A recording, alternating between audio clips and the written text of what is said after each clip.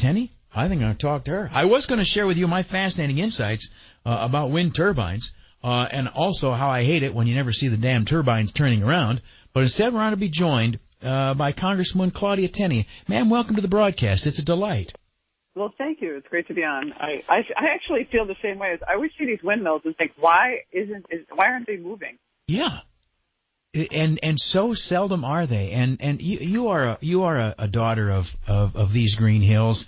Whenever I see them, it always pains my heart as those vistas of our childhood are now forever besmirched by these big, giant, typically non-operating monstrosities. Well, it would be less unattractive if they at least were working and generating some energy. Yeah. Last night, Richard Hanna says he likes Brindisi. What about that? I keep proving Richard Hanna right every day, and he helps me with that. So a guy who was the only Republican in the House of Representatives in the entire nation to endorse Hillary Clinton for president endorses Hillary's delegate to the New York State convention. Makes sense, right? I think they have a lot more in common than he does with me. So I think it's kind of, I mean, they both support late-term abortion funded by taxpayers. Apparently, Richard must support government takeover of health care, single-payer, Medicare for all, whatever you want to call it. My opponent, Anthony Brindisi, has voted for it 4 times as a member of the State Assembly, which would actually give health care benefits to illegal immigrants and virtually anybody who crosses the line into New York State. And it's a reality. That could happen in New York State if we lose the Senate.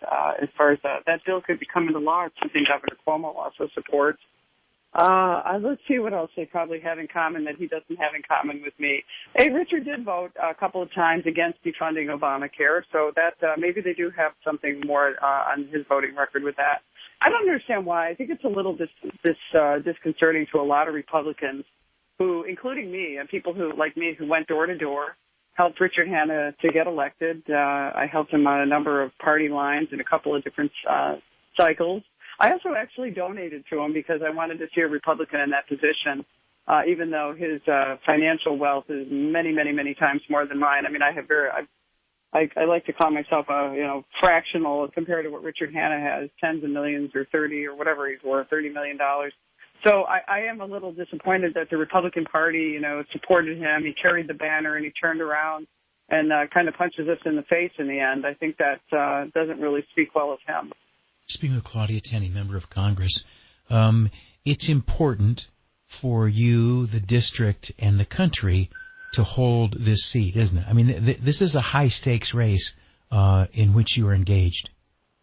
Yes, it's a top 10 targeted seat of the Democrats in the House. They feel like it's a seat that they can take.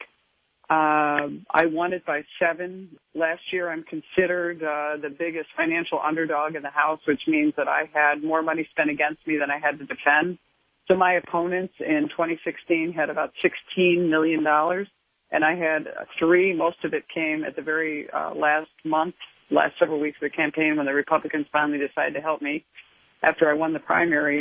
But it's a tough race in that way, but the Democrats are raising unprecedented amounts of money across the nation, most of it coming from George Soros, Michael Bloomberg, famous for his gun-grabbing legislation and advocacy, gave $100 million recently to the Democrats. So they're raising an awful lot of outside money, and they're dumping it into Nancy Pelosi's House Majority PAC, which is just running ads, to the point of I can't wait till Billy Fusillo gets back on the air. These ads just running constantly, fear-mongering, telling seniors we're taking away their health care, or we're going to threaten Social Security, or we're voting for taxes. And it's just ridiculous. I've never voted for a tax increase in my entire existence, whether I was six years in the State Assembly, 2 years in the House of Representatives. As a small business owner, taxes are a really important issue to me. It's a core principle for me. I'm against New York taxes. New York taxpayers are overburdened and we pay, some of the highest taxes in the nation, locally, our property tax, our sales tax, our income tax, everything is such a burden and it hurts our small business community. It hurts individuals. It chases people out of the state. I think it's a big reason why New York, since 2010 and since Andrew Cuomo was elected, New York State has lost over $1.2 2 million or something residents, have left the state. A lot of it has to do with taxation. I don't believe the governor's assessment that it's the weather. I think it's the economic climate, it's the taxation, it's the business unfriendliness that we have in New York State.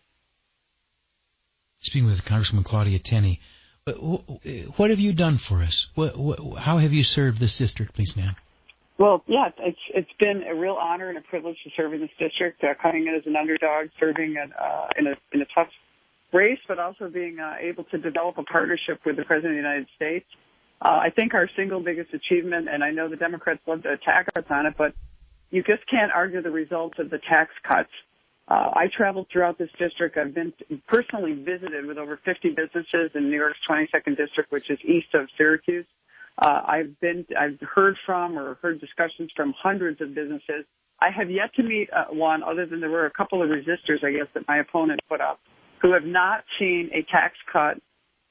Almost every one of them has, at least, if they haven't given raises to all of their employees or given bonuses or both, or added in many ways to and grown their employment, adding a job or two here or even more in the larger companies. It's been a tremendous asset and a tremendous benefit to our community, and the first time in decades that we've really seen this kind of influx. And I'll put it in real numbers. With the tax cuts, the average cut is anywhere between $1,000 and $2,000 for our middle and lower income taxpayers. And we made these tax cuts permanent a few weeks ago on the floor of the House. Even the very left-leaning Post Standard supported the tax cuts, which was a shock to me. But I'm glad that they had at least the foresight to know how good this was going to be for our economy. But in that, the tax cuts have just been a huge wealth transfer from the U.S. Treasury directly into the pockets of our taxpayers. We didn't have to do a tax freeze and run it through Andrew Cuomo and his crazy schemes where he uses all our taxpayer money and none of it results in jobs. The money was actually around $500 to $600 million in wealth directly transferred in the form of tax cuts, which have increased the paychecks to taxpayers all over our district. 95% of the people in my district, in New York's 22nd district, based on estimates we received from the Independent Tax Policy Foundation and also estimates that we received from New York State Tax Commission and the IRS, show that 95% of the people in the district are getting a tax cut. Only the wealthiest are probably not ending up with a lesser tax burden because of the state and local tax deduction. But the rates have gone down and people are investing. There have been great strides in terms of what's happening for small businesses, and 98% of the people in our district that work for a small business or they own it. And so this has been tremendous for small business. I'm a small business owner. I have been a member of the National Federation of Independent Business, an independent group that helps small businesses advocate across the nation for policies that are helpful to small business. My business is one of them. I have a 100 rating from them, and they worked hand in hand with us and with President Trump on bringing us this tax cut to our region. So it's been a big thing. In terms of bringing back a lot of resources to our community. Recently, many people may or may not listen to your show. One of the most important cybersecurity defense installations in the world, not just the nation, the world, is the Air Force Research Lab, otherwise known as Rome Lab in Griffith Air Force Base. Last year, I brought about a 4% increase on new programs and new policies that they're using to give our military the resources they need to fight the asymmetrical type of warfare that we're going into, the warfare of the future in cyberspace. We increased that another 10% this year, which secured the jobs, which secured a lot more research that can be done to really keep us safe without putting many of our military servicemen and women in harm's way. It means a lot to me with my son as an active duty Marine captain now. He's got a captain's bars. It's really exciting for us. Also there, we secured a $14 million perimeter fence. Sounds like a small thing, but it was something that my predecessors could not obtain in their 4- and 6-year terms in Congress after the Secretary of the Air Force determined that I had to be there. I advocated really hard for this, and we got it included in the National Defense Authorization Act. It secures Rome Lab. It makes sure the cybersecurity installation is going to be protected from any kind of interference from outside sources or any kind of enemy. So, a lot of good stuff is happening on that front. We worked on a big Buy America initiative, something I've been really pushing and bringing our jobs back from overseas that were lost. A lot of people